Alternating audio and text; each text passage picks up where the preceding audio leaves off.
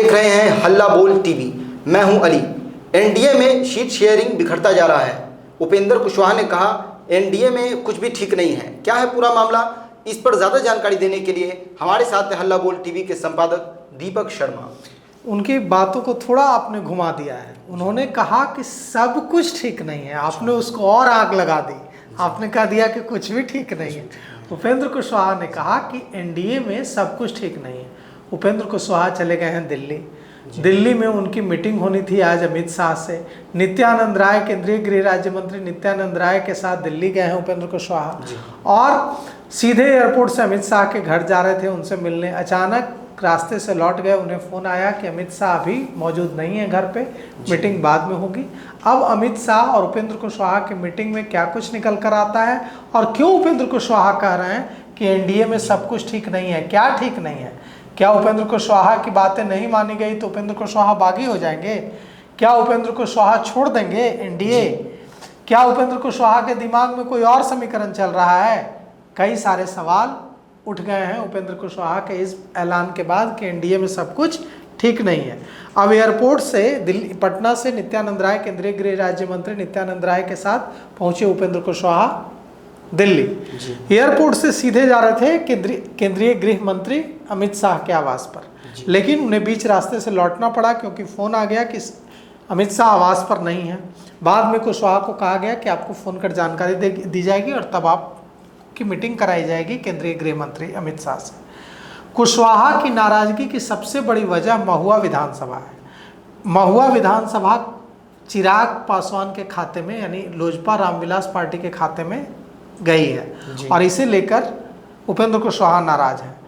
इस बीच चिराग पासवान ने क्या किया है? इस बीच चिराग पासवान ने सिंबल बांटना शुरू कर दिया है। चिराग पासवान ने 4 उम्मीदवारों को सिंबल बांट दिया है। किसको किसको? गोविंदगंज से जो लोजपा रामविलास के प्रदेश अध्यक्ष हैं राजू तिवारी, उनको सिंबल दे दिया गया है। ब्रह्मपुर से हुलास पांडे को सिंबल दे दिया गया है। बखरी से संजय पासवान को सिंबल दे दिया गया है और गरखा से सीमांत मृणाल को सिंबल दे दिया गया है। चिराग ने 14 सीटों पर कैंडिडेट फाइनल कर लिए हैं। उनके नाम हम आपको पढ़कर सुनाते हैं। कसवा से शंकर झा, सिमरी बख्तियारपुर से चिराग पासवान संजय सिंह को उतारना चाहते हैं। सुगौली से चिराग पासवान की पार्टी लोजपा रामविलास पंकज पांडे को उतारने जा रही है। नाथनगर से मिथुन यादव को टिकट देगी चिराग पासवान की पार्टी। डेहरी से सोनू सिंह को चिराग पासवान उतारेंगे। फतुहा से रणधीर को उतारेंगे। मखदुमपुर से रानी कुमारी को उतारेंगे। बेलसंड से अमित रानो को उतारेंगे। और मखदुमपुर से याद आया, यही वह सीट है मखदुमपुर जिसके बारे में जीतन राम मांझी ने ऐलान कर दिया है कि चिराग पासवान के खिलाफ हम मखदुमपुर से तो प्रत्याशी उतार ही देंगे। बेलसंड से अमित रानो को चिराग पासवान उतारेंगे। ब्रह्मपुर से उन्होंने हुलास पांडे को सिंबल दे दिया है। ओबरा से प्रकाश चंद्र का टिकट फाइनल किया है।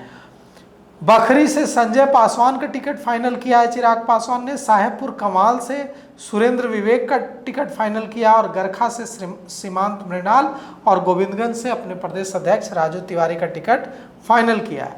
अब ऐसा नहीं है कि सिर्फ चिराग पासवान और जीतन राम मांझी, चिराग पासवान और उपेंद्र कुशवाहा में नाराजगी है। नाराजगी चिराग पासवान को लेकर जनता दल यूनाइटेड में है। नीतीश कुमार भी नाराज है। नीतीश कुमार सोनबरसा और राजगीर सुरक्षित सीट को लेकर नाराज हैं। सोनबरसा और राजगीर सुरक्षित सीट चिराग पासवान को दी गई है और जनता दल यूनाइटेड के मुखिया नीतीश कुमार ये दोनों सीटें अपने लिए चाहते हैं और उन्होंने सोनबरसा से मंत्री रत्नेश सदा को दोबारा टिकट भी दे दिया है, जबकि इस सीट को कहा जा रहा था कि लोजपा रामविलास को दी गई है। नीतीश कुमार ने खुद रत्नेश सदा को पार्टी सिंबल दे दिया है और साफ साफ बता दिया है कि बड़े भाई अब भी एनडीए में नीतीश कुमार ही हैं। अब राजगीर सुरक्षित सीट को, जहां से 2 बार, एक बार ज्योति जी और दूसरी बार कौशल किशोर वहां से रहे हैं विधायक जदयू के, उस सीट को भी, राजगीर सुरक्षित सीट को दिए जाने से चिराग पासवान को नाराज हैं और नहीं चाहते हैं नीतीश कुमार कि चिराग पासवान नालंदा में अपना गढ़ बनाए। इसलिए वे चाहते हैं कि फिर से राजगीर सुरक्षित सीट उन्हें वापस मिले। हालांकि इतनी जो लड़ाई, महायुद्ध चल रहा है जी। एनडीए में इसे ढकने की कोशिश दिलीप जायसवाल जो बीजेपी के प्रदेश अध्यक्ष हैं उन्होंने की है। उन्होंने कहा है कि कोई समस्या नहीं है। नित्यानंद राय भी कह रहे हैं कि कोई समस्या नहीं है, लेकिन समस्या तो इतनी ज़्यादा है कि दूसरी पार्टी की छोड़िए, बीजेपी के एक दिग्गज नेता के बेटे खुद बीजेपी के खिलाफ भागलपुर से चुनाव लड़ने वाले हैं। जी हाँ, आपने ठीक समझा, हम बात कर रहे हैं पूर्व केंद्रीय मंत्री अश्विनी चौबे के बेटे अश्विनी चौबे के बेटे अरिजीत शाश्वत की भागलपुर विधानसभा सीट पर भाजपा ने रोहित पांडे को टिकट दिया है, लेकिन पूर्व केंद्रीय मंत्री अश्विनी चौबे के बेटे अरिजीत शाश्वत निर्दलीय चुनाव लड़ने को तैयार हैं। 17 अक्टूबर को नामांकन करेंगे। अब सवाल उठता है कि कई सीटों पर हालत इतनी बुरी है कि एक दूसरे के खिलाफ ताल ठोकने के लिए एनडीए में तैयारी है। इधर संजय झा जो जनता दल यूनाइटेड के राष्ट्रीय कार्यकारी अध्यक्ष हैं, उन्होंने कहा है कि कुछ लोग जानबूझकर नैरेटिव सेट कर रहे हैं।